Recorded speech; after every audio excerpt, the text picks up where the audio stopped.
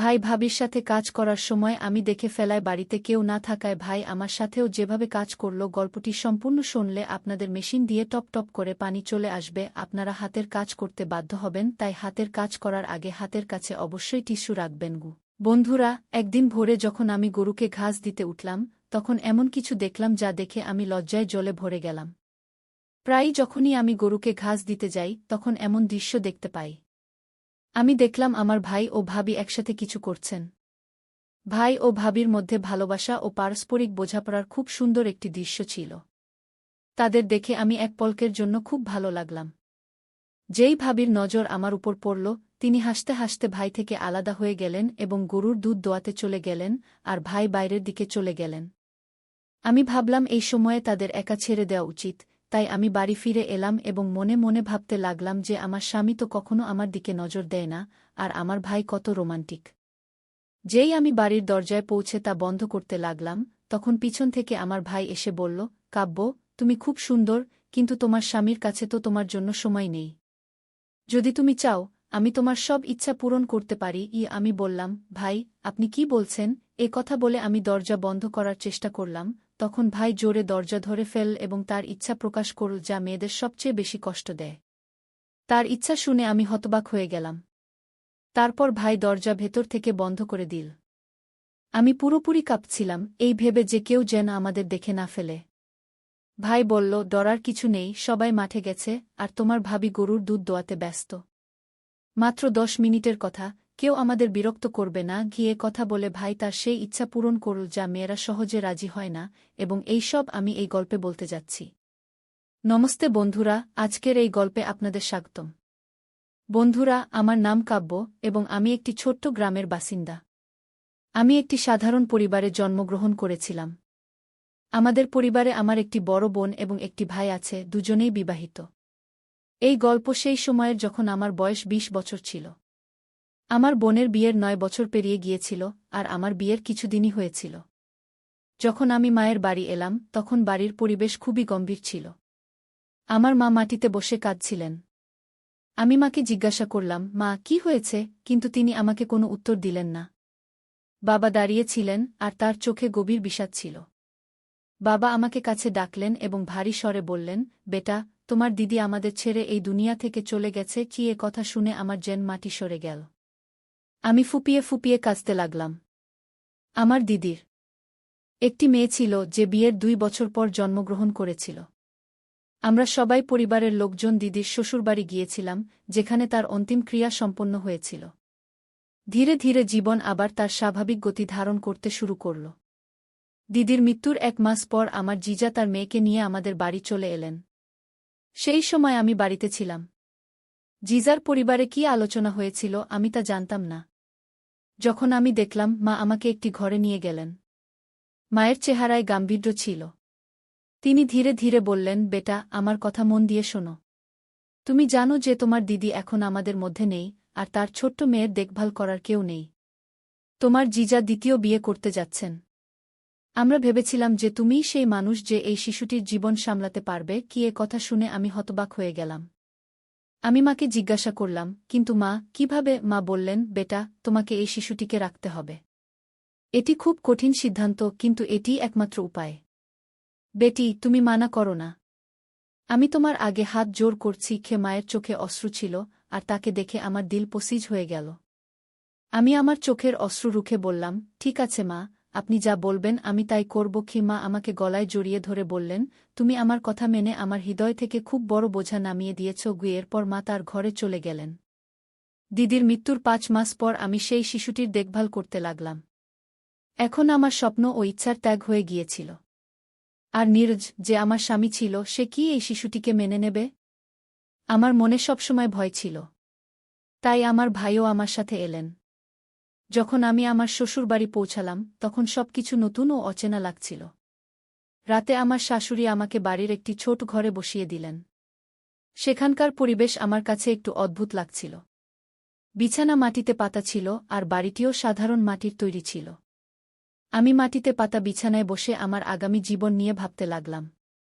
কিছুক্ষণ পর ঘরের দরজা খুলল এবং নীরজ ভেতরে চলে এল। সে দরজা বন্ধ করল এবং আমার পাশে এসে বসল। আমি ভেতরে খুব ঘাবড়ে গিয়েছিলাম, হৃদস্পন্দন দ্রুত হচ্ছিল। নীরজ শান্ত কণ্ঠে বলল, কাব্য, তুমি এখানে চলে এসেছ। এটা আমাদের সম্পর্কের নতুন শুরু। আমি জানি এটা তোমার জন্য সহজ নয়, কিন্তু আমাদের এটা সামলাতে হবে। তার কথা শুনে আমার দুশ্চিন্তা কিছুটা কমল, কিন্তু মনে প্রশ্নের ঝড় উঠল। আমি নিঃশব্দে তার কথা শুনতে থাকলাম। সে আমাকে বিশ্রাম নিতে বলল এবং বলল, সময়ের সাথে সব ভালো হবে। সকালে ঘুম থেকে উঠে মনে এক অদ্ভুত অশান্তি কাজ করছিল। গত রাতের জটিলতাগুলো আমাকে ক্লান্ত করে দিয়েছিল, কিন্তু আমি নিজেকে সামলানোর চেষ্টা করলাম। আমি বুঝতে পারলাম এই নতুন জীবনকে বোঝা এবং মানিয়ে নিতে সময় লাগবে। আমি নীরজের সাথে আমার সম্পর্ককে আরও ভালো করে গড়ে তোলার এবং তাকে বোঝার দিকে এগিয়ে যাওয়ার সিদ্ধান্ত নিলাম। সকালে আমার শ্বাস আমাকে জাগিয়ে দিল। রাতের ঘটনাপ্রবাহের পর আমার মন খুব ভারী ছিল। আমি ভাবতে লাগলাম, যদি আমি মাকে এই মেয়েটির জন্য না বলতাম। কিন্তু ভাগ্যকে কে ঠেকাতে পারে? এখন এটাই আমার জীবন। ধীরে ধীরে আমি আমার ভাগ্যের সাথে আপস করা শুরু করলাম। আমার জীবন যেন একটা মেশিনের মতো হয়ে গেল। সারাদিন ঘরের কাজে ব্যস্ত থাকতাম আর রাতে আমার সম্পর্কের বোঝা টের পেতাম। ধীরে ধীরে আমি পরিস্থিতি সহ্য করতে শিখলাম। শ্বশুরবাড়ির সব নারীদের সাথে আমার পরিচয় হতে শুরু করল। তারা তাদের স্বামীদের সাথে তাদের অভিজ্ঞতা এবং সুখের গল্প শেয়ার করত। তাদের কথা শুনে আমার মন খারাপ হয়ে যেত, কিন্তু আমি কখনো কাউকে আমার মনের কথা বলিনি। আমি আমার জীবনের দুঃখগুলো নিজের মধ্যে গুটিয়ে রেখেছিলাম এবং নিঃশব্দে সব সহ্য করে গিয়েছিলাম। আমাদের পরিবেশ খুব সাধারণ ছিল। নীরজ না খুব পড়াশোনা করেছিল, না কোনো চাকরি করত। এই কারণে ঘরের আর্থিক অবস্থাও ভালো ছিল না। দিন যেতে থাকল এবং আমি নিজেকে পরিস্থিতির সাথে মানিয়ে নেওয়ার চেষ্টা করছিলাম। আমি নিজের মধ্যে এই বিশ্বাস জাগাতে শুরু করলাম যে প্রতিটি পরিস্থিতির মুখোমুখি ধৈর্য এবং বুদ্ধিমত্তার সাথে হতে হবে। আমাদের পরিবারের সবচেয়ে বেশি পড়াশোনা করা ব্যক্তি ছিলেন আমার ভাই রাহুল। তিনি একটি সরকারি স্কুলে শিক্ষক ছিলেন এবং তার জমির দেখভাল আমি করতাম। যদিও তিনি তার পরিবার নিয়ে আলাদা থাকতে শুরু করেছিলেন। নীরজের জমি এত কম ছিল যে তার উপর ভরসা করে ঘর চালানো কঠিন হয়ে পড়ছিল। সময় কেটে যাচ্ছিল, কিন্তু আমাদের অবস্থা দিন দিন খারাপ হচ্ছিল। আমার বিয়ে হয়ে গিয়েছিল 2 বছর এবং আমি এখন 22 বছরের হয়েছি। আমাদের কোনো নিজের সন্তান ছিল না এবং সত্যি বলতে আমি সন্তান চাইতামও না। দিদির মেয়ে রিনা, যে এখন 8 বছরের হয়ে গিয়েছিল, তাকে সামলানোই আমাদের জন্য একটা বড় দায়িত্ব ছিল। রিনা আমাকে মা বলে ডাকত এবং আমিও তাকে আমার মেয়ের মতো ভালোবাসতাম। রিনা এখন কিশোরী বয়সে পা দিয়েছিল। তার ব্যক্তিত্ব এবং বুদ্ধিমত্তা বাড়ছিল। সে জানত যে আমি তার আসল মা নই, কিন্তু সে আমাকেই মা হিসেবে মেনে নিয়েছিল। এই সম্পর্ক আমাদের মধ্যে একটি অমূল্য বন্ধনে পরিণত হয়েছিল। ঘরের অবস্থা দিন দিন খারাপ হচ্ছিল। আয়ের উৎস সীমিত ছিল আর খরচ ক্রমাগত বাড়ছিল। একদিন সকালে গায়ের ঘাস দিতে উঠে আমি এমন কিছু দেখলাম যা আমাকে হতবাক করে দিল। আমি দেখলাম আমার ভাই তার স্ত্রীর সাথে হাসিঠাট্টা করছে। তাদের মধ্যে স্নেহ এবং পারস্পরিক বোঝাপড়া দেখে আমি এক মুহূর্তের জন্য খুব ভালো লাগল। আমি ভাবলাম, কঠিন পরিস্থিতির মধ্যেও সম্পর্কে মাধুর্য এবং পারস্পরিক সহযোগিতা বজায় রাখা কতটা জরুরি। যেই তারা আমাকে দেখল, ভাবি হাসতে হাসতে ভাই থেকে আলাদা হয়ে গেলেন এবং গরুর দুধ দোহাতে চলে গেলেন। আর ভাই বাইরের দিকে চলে গেলেন। আমি ভাবলাম, এখন তাদের নিজস্ব সময়ে একা থাকতে দেওয়া উচিত, তাই আমি বাড়ি ফিরে এলাম। বাড়ির দরজায় পৌঁছে আমি তা বন্ধ করতে যাচ্ছিলাম, এমন সময় পিছন থেকে ভাই চলে এলেন। তার উপস্থিতি আমাকে কিছুটা হতবাক করল। আমি তাকে জিজ্ঞেস করলাম, ভাই, কোনো কাজ ছিল? ভাই হেসে বললেন, না, শুধু তোমার মুখে কিছু অদ্ভুত অভিব্যক্তি দেখে ভাবলাম তুমি ঠিক আছো কিনা। কি তার কথায় একটু খোঁচা লাগল, কিন্তু আমি তা উপেক্ষা করে বললাম, সব ঠিক আছে ভাই। এরপর কিছুক্ষণ থেমে তিনি আবার হাসতে হাসতে চলে গেলেন। যদিও আমি ভাইয়ের আচরণে অস্বস্তি বোধ করছিলাম। যখনই সে আমার কাছাকাছি আসার চেষ্টা করল, আমি নিজেকে সামলে বললাম, ভাই, আপনি যা করছেন তা ঠিক নয়। দয়া করে আমাকে একা থাকতে দিন। সে আমার কথা উপেক্ষা করল এবং আমাকে থামানোর চেষ্টা করল। আমার সাহস ভাঙেনি। আমি দ্রুত আমার হাত ছাড়িয়ে নিলাম এবং আমার ঘরের দিকে দৌড় দিলাম। দরজার কাছে পৌঁছে আমি তা বন্ধ করার চেষ্টা করলাম, কিন্তু ভাই জোরে দরজা ঠেলে ভিতরে চলে এল। তখন আমি বুঝতে পারছিলাম না কি করব, কিন্তু আমি সাহস জোগালাম এবং দৃঢ়ভাবে বললাম, ভাই, এটা ঠিক নয়। আমি তার আচরণে খুবই অস্বস্তি বোধ করছি, দয়া করে এখান থেকে চলে যান। তার মুখে এক মুহূর্তের জন্য চিন্তার ভাব ফুটে উঠল, তারপর তিনি কিছুক্ষণ থেমে বললেন, আমাকে ক্ষমা করুন, আমি কিছু ভুল করার ইচ্ছা করিনি। এরপর তিনি তৎক্ষণাৎ ঘর থেকে বেরিয়ে গেলেন। আমি স্বস্তির নিঃশ্বাস ফেললাম এবং ভাবলাম যে আমাকে আরও বেশি সতর্ক থাকতে হবে। সেই দিনের পর থেকে আমি ভাইয়ার থেকে কিছুটা দূরত্ব বজায় রাখলাম এবং পরিবারের সব সদস্যের সাথে বেশি সময় কাটাতে শুরু করলাম, যাতে এমন পরিস্থিতি আর কখনো না আসে। আমি ভাইয়াকে বললাম, আপনি যদি আমার সম্মান চান, তাহলে এখনই এখান থেকে চলে যান, নইলে আমি সবকিছু পরিবারকে জানিয়ে দেব। কিন্তু ভাইয়ার উপর আমার কথার কোনো প্রভাব পড়ল না। তিনি হেসে বললেন, তুমি যা ইচ্ছা তাই করতে পারো, আমার কিছু যায় আসে না। কিন্তু তুমি জানো কাব্য, তুমি খুবই সুন্দর। প্রথমবার দেখার পর থেকে আমি তোমার দ্বারা খুবই প্রভাবিত। এ কথা শুনে আমি কিছুক্ষণের জন্য চুপ হয়ে গেলাম। আমার মনে নানা চিন্তা ঘুরপাক খাচ্ছিল। আমার স্বামী কখনো আমার প্রশংসা করেনি, না কখনো আমার অনুভূতি বোঝার চেষ্টা করেছে। ভাইয়ার কথা আমাকে কিছুটা অস্বস্তি দিচ্ছিল এবং আমি নিজেকে সামলানোর চেষ্টা করছিলাম। আমি তাকে থামিয়ে বললাম, দয়া করে আমাকে ছেড়ে দিন, আমরা অন্য দিন এইসব করব। আমার কথায় ভাইজা কিছুটা চুপ হয়ে গেলেন, কিন্তু তবুও তিনি থামলেন না। তিনি বললেন, ঠিক আছে, আমি আবার কোনো দিন তোমার জন্য অপেক্ষা করব। এই মুহূর্তে আমি নিজেকে পুরোপুরি সামলানোর চেষ্টা করছিলাম। আমার একমাত্র চেষ্টা ছিল এই পরিস্থিতি থেকে বেরিয়ে আসা এবং নিজেকে নিরাপদ রাখা। আমি কিছু না বলে আমার ঘরে চলে গেলাম। কিছুক্ষণ পর আমি বাইরে এসে বাড়ির পিছনের দিকে যাওয়ার সিদ্ধান্ত নিলাম, কিন্তু ততক্ষণে ভাইজা চলে গিয়েছিলেন। আমি ফিরে এসে নাস্তা তৈরি করতে লাগলাম এবং রিনাকে স্কুলে পাঠিয়ে দিলাম। কিন্তু আমার মন কোথাও লাগছিল না। ভাইয়ার সাথে হওয়া ঘটনা বারবার আমার মনে আসছিল। দুপুরের সময় যত কাছে আসছিল, আমার অস্থিরতা তত বাড়ছিল। একটার মধ্যে কয়েক মিনিট বাকি ছিল, তখন আমার শাশুড়ি ঘরে এসে বললেন, বউ, আমরা খেতে যাচ্ছি, তুমি দরজা বন্ধ করে দাও। আমি উঠে বাইরে গেলাম এবং শাশুড়ি শ্বশুর খেতে যাওয়ার পর দরজা ভেতর থেকে বন্ধ করে দিলাম। আবার আমি আমার ঘরে চলে গেলাম। বাড়ির আঙিনায় আগে থেকেই একটি দেয়াল ছিল।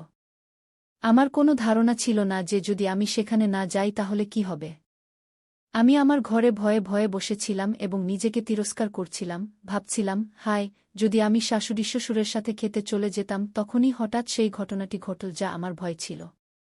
ভাইয়া দরজায় এসে জোরে জোরে কড়া নাড়তে লাগলেন এবং বললেন, শীঘ্র দরজা খোল, আমিও খেতে যেতে হবে। বাচ্চারাও বাইরে খেলছে, কেউ খুঁজতে খুঁজতে এদিকে চলে আসতে পারে। আমি গেটের কাছে দাঁড়িয়েছিলাম এবং বুঝতে পারছিলাম না এখন কি করব। তারপর আবার তার কণ্ঠ শোনা গেল, কি করছ? শীঘ্র কর, আমি আর সহ্য করতে পারছি না। তার কথায় আমার ভয় আরও বেড়ে গেল। আমার ভয় হচ্ছিল যে কেউ এসে পড়বে। ভয়ে ভয়ে আমি ঘরের দিকে এগিয়ে গেলাম এবং মেইন ডোরের কাছে গিয়ে দাঁড়ালাম। যখন আমি দরজা খুললাম, ভাইয়া দ্রুত ভেতরে ঢুকলেন এবং চাটাইয়ে গিয়ে শুয়ে পড়লেন। তিনি বললেন, দেখো, শীঘ্র কর, নইলে কেউ এসে পড়বে। তার কথা শুনে আমি খুবই ভয় পেয়ে গেলাম। আমি ঘরে চলে গেলাম এবং দরজা ভেতর থেকে বন্ধ করে দিলাম, দরজা লক করলাম। আর যখনই ফিরলাম, হঠাৎ ভাইজা আমাকে জোরে ধরে ফেললেন এবং চাটাই থেকে উঠে বলতে লাগলেন, দেখো কাব্য, তুমি এ কি করলে? যখনই তোমার কথা ভাবি, এমনই কিছু হয়। এখন শীঘ্র আমার অস্থিরতা শান্ত করো। আমি না চাইলেও আমাকে সব করতে হল। সবকিছু শান্ত হয়ে গেল এবং তিনি দ্রুত ঘর থেকে বেরিয়ে গেলেন। যাওয়ার সময় তিনি বললেন, আজ রাতে যখন সবাই ঘুমিয়ে পড়বে, তখন আমি বাড়ির পিছনে তোমার জন্য অপেক্ষা করব। আমি ঘরে শুয়েছিলাম, দেয়ালের দিকে তাকিয়ে অনেকক্ষণ একই অবস্থায় পড়েছিলাম। তারপর ধীরে ধীরে চাটাই থেকে উঠে বাথরুমে চলে গেলাম। এখন আমার মনে হচ্ছিল যেন আমার জীবনে কিছু নতুন এসেছে। আমার মনে হচ্ছিল যে এখন আমার জীবনের শূন্যতা পূর্ণ হয়ে গেছে এবং আমি একটি নতুন উদ্দেশ্য পেয়েছি। ফিরে এসে আমি রান্নাঘরে গিয়ে দুপুরের খাবার বানানো শুরু করলাম, কারণ রিনাও স্কুল থেকে ফিরে আসতে চলেছে। খাবার তৈরি করে আমি আমার ঘরে এসে চারপাইয়ে শুয়ে পড়লাম। আমার মনে সব ঘটনা আবার ঘুরপাক খেতে লাগল এবং আমি বুঝতে পারলাম যে আমার জীবনে এখন একটি নতুন পরিবর্তন এসেছে। আমার মনে হচ্ছিল যে এখন আমাকে সেই পুরনো চিন্তাগুলো থেকে দূরে থাকা উচিত নয় এবং আমি আবার সেই পুরনো অনুভূতি পেতে চাইছিলাম। এই চিন্তায় মগ্ন ছিলাম, তখনই হঠাৎ দরজায় কড়া নাড়া শোনা গেল। আমি তাড়াহুড়ো করে দরজা খুললাম এবং দেখলাম যে রিনা স্কুল থেকে ফিরে এসেছে।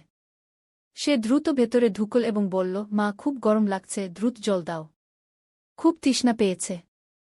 রিনা দ্রুত তার ঘরে চলে গেল এবং আমি তাকে দেখতে থাকলাম। এখন রিনা বড় হয়ে উঠছিল, গরমের কারণে তার গাল লাল হয়ে গিয়েছিল। আমি রান্নাঘরে গিয়ে একটি গ্লাস জল নিয়ে তার কাছে এলাম। তাকে জল দিতে গিয়ে আমি তাকে দেখতে থাকলাম। এখন তার মাধুর্য এবং আকর্ষণ স্পষ্টভাবে দেখা যাচ্ছিল। তাকে দেখে আমার খুব ভাল লাগছিল। কিন্তু যেই সে আমাকে দেখল, সে বলল, কি দেখছ মা? আমি বললাম, কিছু না, তুমি দ্রুত ইউনিফর্ম বদলে নাও। আমি তোমার জন্য খাবার তৈরি করে দিচ্ছি। এরপর আমি রান্নাঘরে গিয়ে রিনার জন্য খাবার পরিবেশন করতে লাগলাম। ঠিক তখনই দরজায় কড়া নাড়ল। আমি রিনাকে দরজা খুলতে বললাম এবং সে দরজা খুলতে গেল। আমার শ্বশুর শাশুড়িও ক্ষেত থেকে ফিরে এসেছিলেন। আমি সবার জন্য খাবার বের করলাম এবং আমরা সবাই মিলে দুপুরের খাবার খেলাম। খাবার খাওয়ার পর আমরা সবাই নিজ নিজ ঘরে বিশ্রাম নিতে লাগলাম। রিনা এবং আমি একই ঘরে ঘুমাতাম। যখন নীরজ বাড়িতে থাকতেন তখন রিনা তার দাদির কাছে ঘুমাত। কিন্তু যেদিন থেকে নীরজ গুজরাত গেছেন সেদিন থেকে রিনা আমার কাছেই ঘুমাতে শুরু করেছে। সে আমার কাছে এসে চারপাইয়ে শুয়ে পড়ত এবং আমি তার চুল আঁচড়াতে শুরু করতাম। কখন ঘুম এসে গেল আমি টেরই পাইনি। সন্ধ্যা ৫টায় আমার শাশুড়ি আমাকে জাগালেন, কারণ তিনি আবার খেতে যাওয়ার প্রস্তুতি নিচ্ছিলেন। আমি উঠে সবার জন্য চা বানাতে লাগলাম। যখন চা নিয়ে আমি আমার শ্বশুর শাশুড়ির কাছে গেলাম, তখন আমার শাশুড়ি আমাকে বললেন, বেটা, তুমি তোমার ভাইয়াকেও চা দিয়ে আসো। তার স্ত্রী তার মায়ের বাড়ি গেছে, জানি না সে কিছু খেয়েছে কিনা। আমি বললাম, মা, চা তো শেষ হয়ে গেছে। এতে আমার শাশুড়ি বললেন, তাহলে কি হয়েছে বেটি, চা পান করে আবার বানিয়ে দাও। আমি বললাম, ঠিক আছে মা। যখন শাশুড়ি শ্বশুর খেতে যেতে লাগলেন তখন রিনাও তাদের সাথে চলে গেল। আমি তাকে থামানোর অনেক চেষ্টা করলাম, কিন্তু সে তাদের সাথে যাওয়ার জিদ করতে লাগল। সবাই চলে যাওয়ার পর আমি আবার ভাবতে লাগলাম যে এখন আমাকে কি করা উচিত। যদি আমি চা নিয়ে যাই তাহলে ভাইয়া ভাববেন যে আমি ইচ্ছে করে তার কাছে আসছি। তখন আমি ভাবলাম যে চা আমি গেটের বাইরেই দিয়ে দেব। এই ভেবে আমি রান্নাঘরের দিকে যেতে লাগলাম। কিন্তু ঠিক তখনই গেটে কেউ কড়া নাড়ল। আমি জানতাম না যে বাইরে ভাইয়া থাকতে পারেন। যেই আমি গেট খুললাম আমার হৃদস্পন্দন বেড়ে গেল। সত্যিই বাইরে ভাইয়া দাঁড়িয়েছিলেন। তিনি বললেন, মা বলেছিলেন যে আমি এসে চা পান করে যাই। আমি ভাবলাম, এমন সুযোগ আমি কিভাবে হাতছাড়া করব। তিনি কিছু না বলেই ঘরের ভিতরে চলে এলেন এবং আমি গেটে ভয়ে ভয়ে দাঁড়িয়ে তাকে দেখতে লাগলাম। আমি বুঝতে পারছিলাম না যে শেষ পর্যন্ত আমাকে কি করতে হবে। তিনি বললেন, এখন কি দাঁড়িয়ে থাকবে নাকি কিছু করবে? কিছুক্ষণ পর তিনি বললেন, এখন রাতে তোমাকে ডাকার কোনো দরকার নেই, কারণ যে কাজের জন্য আমি তোমাকে রাতে ডাকতে যাচ্ছিলাম তা আমি এখনই সেরে ফেলব। জানি না রাতে সুযোগ মিলবে কিনা। বলে তিনি আমার কানে ধীরে ধীরে একটি কথা বললেন, যা শুনে আমার হুঁশ উড়ে গেল। আজ ভাইজা তার সেই ইচ্ছা পূরণ করতে যাচ্ছিলেন, যা মেয়েদের সবচেয়ে বেশি কষ্ট দেয়, যার জন্য তারা সহজে রাজি হয় না। আমি ভাইয়াকে স্পষ্টভাবে না বলে দিলাম, কিন্তু তিনি মানলেন না। তিনি বললেন, যেদিন থেকে আমি তোমাকে প্রথম দেখেছি সেদিন থেকে আমার মনে এই ইচ্ছা পূরণের ইচ্ছা ছিল। আজ সুযোগ পেয়েছি, তাই আমি এটা হাতছাড়া করতে চাই না। ভাইয়ার জিদের সামনে আমার কোনো কথা চলল না। কিছুক্ষণের জন্য ঘরে ঝড় উঠল এবং তারপর সব কিছু স্বাভাবিক হয়ে গেল। যখন ভাইজা বাইরে যাওয়ার জন্য উঠলেন তখন আমি গেট খুললাম এবং তিনি বেরিয়ে গেলেন।